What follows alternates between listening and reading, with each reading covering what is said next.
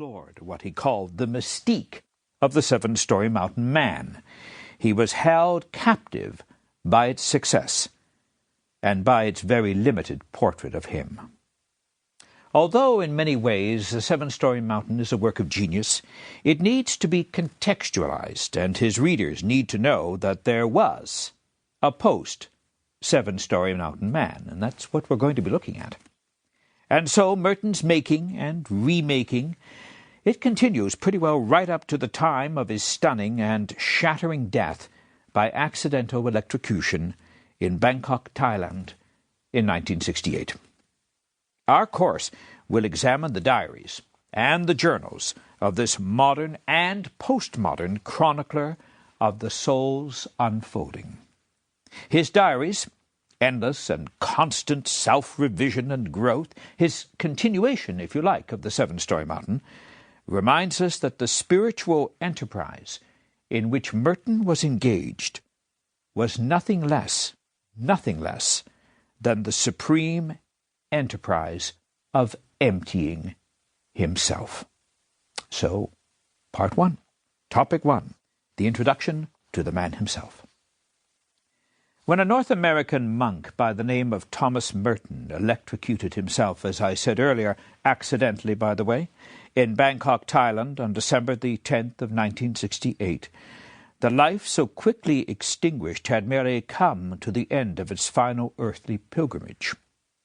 Merton, by the way, was a perpetual pilgrim, a pilgrim of the mind, the imagination, and the spirit.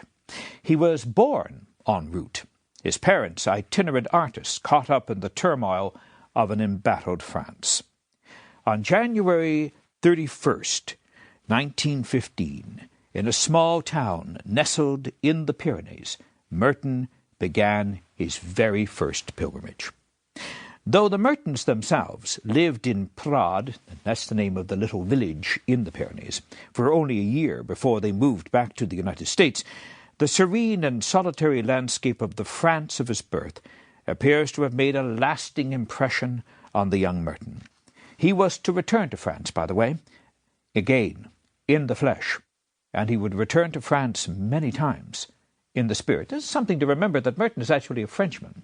So often we think of him as an American. He only became an American, if you like, when he took out citizenship in the early 1950s. But he was born in France. He spoke French fluently, and not infrequently. He was the translator from French. He composed poetry in French.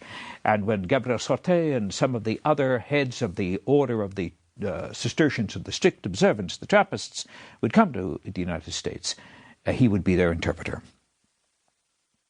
Shortly after the death of his mother, Ruth Jenkins, stoically withstood by both the fatally ill parent and the young son, Thomas and his father, Owen, were to again seek the shores of their beloved France. Originally, Owen Merton was from New Zealand and an artist, his father.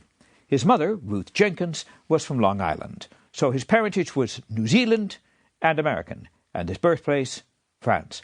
Already the extraterritorial writer, the traveler, the endless pilgrim. He had a younger brother, John Paul, and he was to remain in the United States. Now, France was not quite the same this time, even though its beauty remained largely unaltered.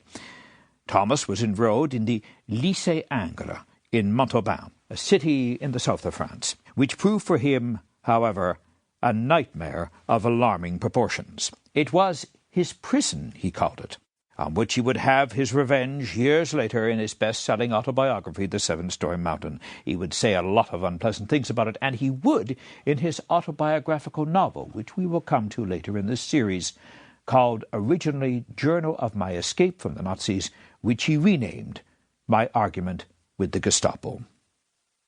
Soon, however, Merton and his father moved back to England, and here he enrolled at Oakham School, Rutland, while his father continued his work as a painter.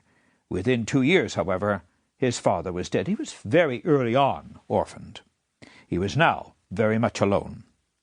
Though he had relatives, friends of his father, and a guardian to see to his needs, he learned from the beginning to live alone. The solitary takes shape very early. But it is not